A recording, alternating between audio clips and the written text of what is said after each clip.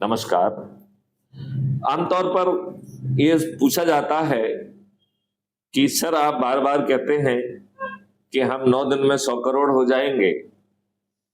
9वें दिन जो 90 करोड़ लोग जुड़ेंगे उन्हें जोड़ने के लिए कोई दिन नहीं है, लिहाजा 100 करोड़ में से 90 करोड़ को संकल्प लेना है, शपथ लेना है, प्रयास करना है। लेकिन यदि वो किसी को भी नहीं जुड़ पाते हैं तो मायूस नहीं होना है, क्योंकि इन 90 करोड़ को एक भी व्यक्ति को ना जोड़ पाने पर भी 100 करोड़ का जो संकल्प है वो पूरा हो रहा है। 8वें दिन जो 9 करोड़ लोग जुड़ रहे हैं उनके पास केवल 9वां दिन है, तो मात्र 9 करोड़ लोगों को ही 10 लोगों को जोड़ना है। मुझे विश्वास है कि अपने परिवार के, अपने रिश्तेदार, अपने मित्र, अपने पड़ोसी और जिन सज्जनों से अपने वर्षों वर्ष जिताए हैं, 10 लोगों को जोड़ना, और वो भी इतने बड़े अच्छे भारत के लिए, ये आपके लिए बिल्कुल कठिन नहीं होगा। 7वें दिन जो 90 लाख लोग जुड़े हैं उनके पास 8वां और 9वां 2 दिन है, तो 10 के मान से केवल 90 लाख लोगों को 20 लोगों को जोड़ना है। 6वें दिन जो 9 लाख लोग जुड़ रहे हैं उनके पास 7वां, 8वां, 9वां 3 दिन है, और 10 के मान से 9 लाख लोगों को 30 लोगों को जोड़ना है। 5वें दिन जो 90,000 लोग जुड़े हैं उनके पास 4 दिन है, 6वां, 7वां, 8वां, 9वां, और 10 के मान से 90,000 लोगों को ही 40 लोगों को जोड़ना है। चौथे दिन जो 9,000 लोग जुड़े हुए हैं उनके पास 5 दिन है, 5वां, 6वां, 7वां, 8वां और 9वां 10 के मान से केवल 9,000 लोगों को ही 60 लोगों को जोड़ना है। तीसरे दिन जो 900 लोग जुड़े हैं उनके पास 6 दिन है, लिहाजा उनको 60 लोगों को जोड़ना है। दूसरे दिन जो 90 लोग जुड़े हुए हैं उनके पास पूरे 7 दिन है, तो केवल 90 लोगों को ही 70 लोगों को जोड़ना है। पहले दिन जो 9 लोग जुड़े हुए हैं, क्योंकि एक मैथिली शरण प्लस 9, तो पहले दिन जो 9 लोग जुड़े हैं उनके पास 8 दिन है, तो केवल 9 लोगों को ही 80 लोगों को जोड़ना है।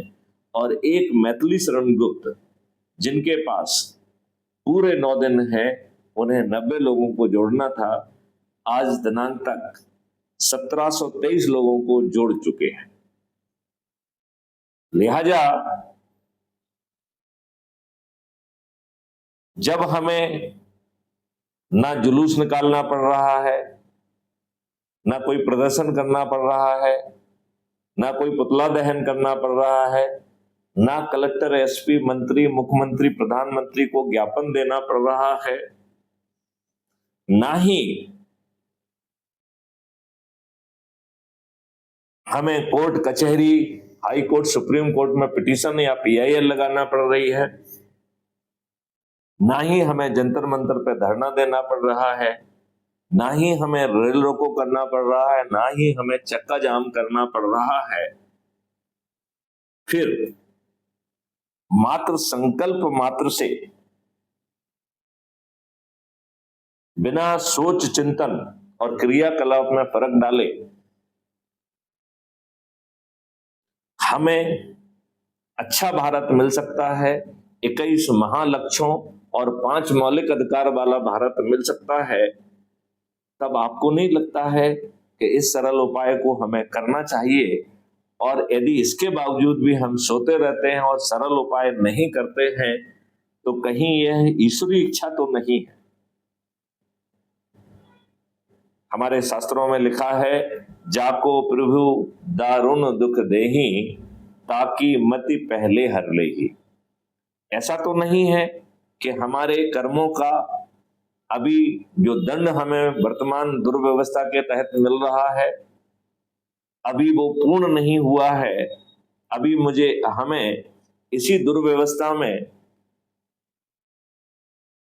तिरस्कार, अपमान, शोषण और भ्रष्टाचार को झेलते हुए ही जीना पड़ेगा, और हमें अच्छी बात समझ में नहीं आएगी। यदि स्थिति ये है तो मैथिली शरण गुप्त को इंतजार करना होगा, क्योंकि मैथिली शरण गुप्त घोड़े को पानी के पास ले जा सकते हैं लेकिन घोड़े को पानी नहीं पिला सकते हैं। यह भी कहा गया है कि प्यासा कुएं के पास जाता है, कुआं प्यासे के पास नहीं जाता है। लिहाजा आप उस प्यास का एहसास करिए। उस प्यास क्या है कि हमें अपने आप को और अपने बच्चों के लिए 21 महालक्ष्य और 5 मौलिक अधिकार वाला भारत चाहिए। इसके लिए एक प्यास पैदा करिए। कुएं के बतौर हमने आपको मॉडल दे दिया है, आसान उपाय दे दिया है, उसको पूरा करिए। लिहाजा हमारे जो साथी ऑलरेडी जुड़े हुए हैं उनसे प्रार्थना है कि वो अपने ऐप को जरूर खोलें। उसमें जो वीडियोज उनको परोसे जा रहे हैं, जो चर्चाएं उनको परोसी जा रही हैं, उसे जरूर सुने, उसे अपने सभी ग्रुपों में शेयर करें। अपने परिवार के, अपने रिश्तेदार, अपने मित्र, अपने पड़ोसी और जिन संगठनों से जुड़े हैं उनसे शेयर करें। आप जहां भी जिस काम से जा रहे हैं, अपना काम करने के बाद 10 मिनट जो वीडियो आपकी आत्मा के ज्यादा नजदीक आप पाते हैं उसे साथ में बैठकर सुने और अपने लोगों में अच्छा भारत पाने की वो प्यास पैदा करें और फिर ये कुआं उनको परोस दें कि साहब इस तरीके से बड़े सरल उपाय के तहत हम अच्छा भारत पा पाएंगे। पहले आज अपने चुने हुए नेताओं के माध्यम से, यदि वो नहीं मानते हैं तो अपने चंद्रगुप्तों के माध्यम से हम निश्चित रूप से महापरिवर्तित भारत पा सकेंगे, जिसमें हमें रोजगार का मौलिक अधिकार होगा, जिसमें हमें स्वास्थ्य का मौलिक अधिकार होगा, भोजन का मौलिक अधिकार होगा, शिक्षा का मौलिक अधिकार होगा, प्रॉस्पेरिटी और हैप्पीनेस का मौलिक अधिकार होगा। और इसके लिए भारत सरकार के ऊपर एक पैसे का बोझ नहीं आएगा, क्योंकि इन सब मौलिक अधिकारों के तहत राष्ट्रीय संपदा का निर्माण किया जाएगा और जितनी राष्ट्रीय संपदा का निर्माण होगा उतनी भारत विकास निधि ऑटो जनरेट होगी। लिहाजा धन का निर्माण होगा। हमारे माननीय नरेंद्र मोदी जी ने कहा था कि हम 3 ट्रिलियन इकोनॉमी से 5 ट्रिलियन इकोनॉमी तक पहुंचेंगे। मैं माननीय नरेंद्र मोदी जी से प्रार्थना करना चाहूंगा कि ये मॉडल 5 ट्रिलियन तो छोड़िए, 5 ट्रिलियन इकोनॉमी तक पहुंचने का एक सशक्त माध्यम बन सकता है, जिसमें हम अपने लोगों को रोजगार भी दे पाएंगे, स्वास्थ्य भी दे पाएंगे, भोजन भी दे पाएंगे, शिक्षा भी दे पाएंगे और समृद्धि दे पाएंगे, खुशहाली दे पाएंगे और वो भी मौलिक अधिकार के तहत दे पाएंगे और वो भी उन सभी को भी दे पाएंगे जिनके खीसे में एक पैसा नहीं है। और कोई भी चीज मुफ्त में नहीं दी जाएगी, उनके डेबिट अकाउंट पर चार्ज की जाएगी और उन्हें समृद्ध बना दिया जाएगा। लिहाजा जब वो समृद्ध हो जाएंगे तो आसान किस्तों में वो कट जाएगी और हम एक समृद्ध भारत का निर्माण कर पाएंगे। मुझे विश्वास है कि जहां जहां ये वीडियो पहुंचेगा, इसकी भावना के तहत हमारे सभी लोग में वो लालसा, वो प्यास पैदा होगी, जिसके तहत वो अपने आप को और अपने बच्चों को अच्छा भारत देने का संकल्प और शपथ ले सकेंगे।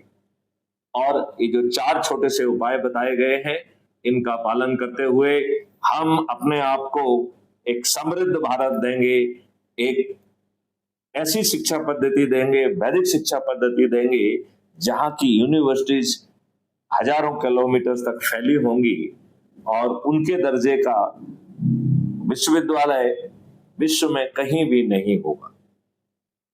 इनको जमीन पर उतारने के लिए ना तो हमें भूमि का अधिग्रहण करना होगा, जिनकी भूमि है वो ऑनर्स क्लब के सदस्य बन जाएंगे और उनकी इनकम हजारों गुना बढ़ जाएगी।